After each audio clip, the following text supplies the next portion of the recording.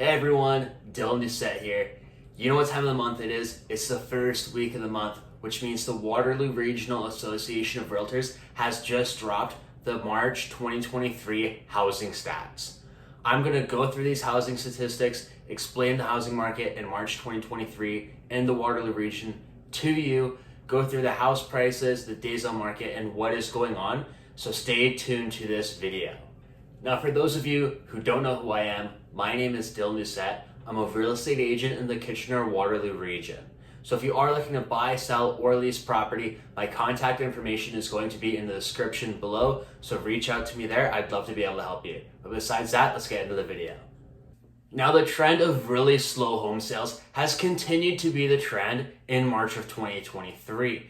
There were 611 homes sold in March, representing a 38.4% decrease year over year from 2022 and a 33.4% decrease from the 5-year average. If you've watched my video about the December housing stats, you'll see that I talked about how in December of 2022, it was the slowest home sales have been in over a decade. This is the same kind of trend we're seeing. Home sales are not only slower than in 2022 when the market was really competitive and really hot, but also from the 5 and 10-year averages. Now, of those 611 home sales, 356 of them were detached homes, 126 were townhomes, 86 were condo-style apartments, and 42 were semi-detached homes. Now, despite seeing historically slow home sales, home prices in the Waterloo region have been appreciating. Home prices month over month are up 2.4%, making the average home price in the Waterloo region $779,017. Now, when we break it down into different property types, the average detached home in the Waterloo region for March 2023 was $910,152.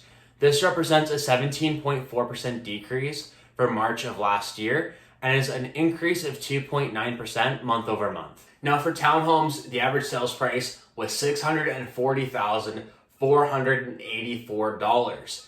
This represents a 19.9% decrease year over year and a decrease of 0.6% month over month.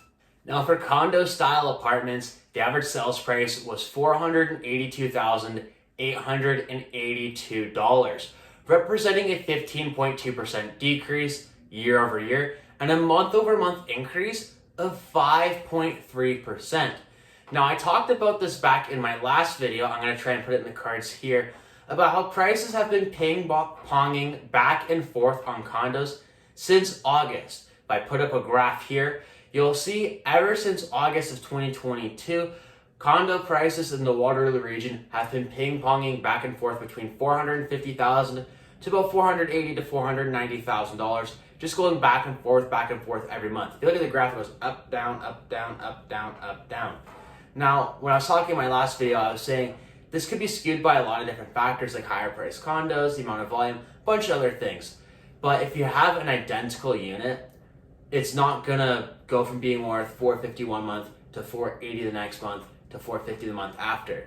If you have a building, let's just use an example of 100 Garment Street. If you have a 1-bedroom, 1-bathroom condo in that building on, let's say, the 10th floor, and you sell a condo for $450,000 in February, that same condo isn't going to be worth $30,000 more the next month if prices went up or less, because the comparable is there, right? It might fluctuate a little bit, but it's going to stay relatively flat. I think it's a lot of just higher dollar condos or lower dollar condos being sold, and it kind of affects the average because, yeah, like that doesn't really make much sense. Now, for semi-detached homes, the average sales price was $700,208. This represents an 18.2% decrease year over year and an increase of 4.9% month over month. Demand for houses in the Waterloo region has been very strong over the last few months. Even though the amount of sales prices are low, that is because a low amount of inventory. Sellers are very hesitant to list their homes for sale because a year ago their home was worth 20% more. So a lot of the times they feel kind of mentally as a mental barrier there. So a lot of people don't want to list their home unless they really need to, and they're holding out hoping that prices will go back up. So there's a lot of people that have been on the sidelines that want to buy. And now, since the Bank of Canada decided to not raise interest rates back in March, there is a surge of buyer confidence. A lot of buyers are now feeling, hey, they're not jacking up the interest rates every month, and maybe I can get a good rate. And now as well, banks are advertising lower interest rates. They're trying to get a deal, especially after the whole Silicon Valley Bank thing and bond yields. The mortgage rates have gone down.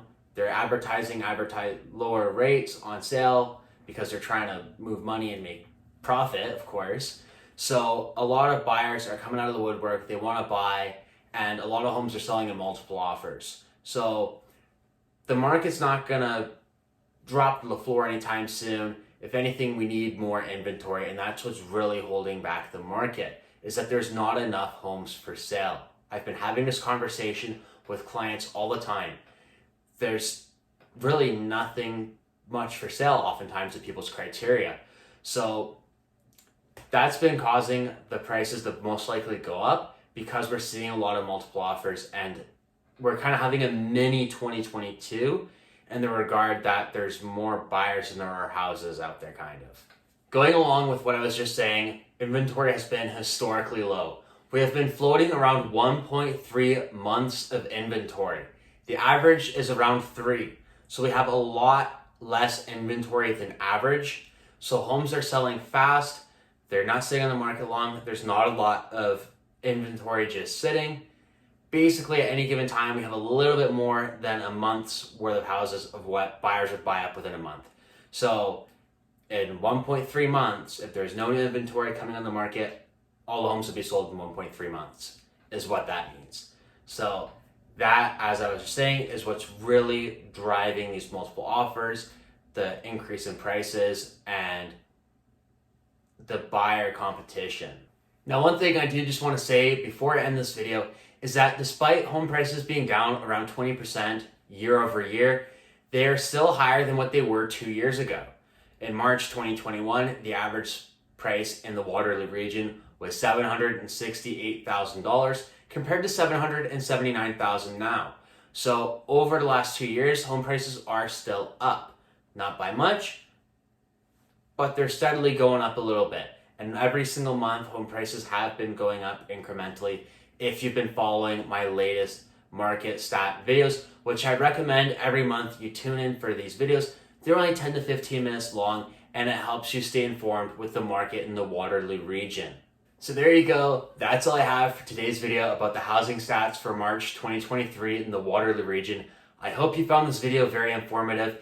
If you have any questions about the market, you're looking to buy, sell, lease, anything of that nature, my contact information is going to be in the description below. So reach out to me there. I'd love to be able to help you. As well, if you could like this video or leave a comment, that would be greatly appreciated. It lets me know that you enjoy this content and also helps grow the channel. Besides that, I hope you have a great rest of your day, and I look forward to seeing you in my next video.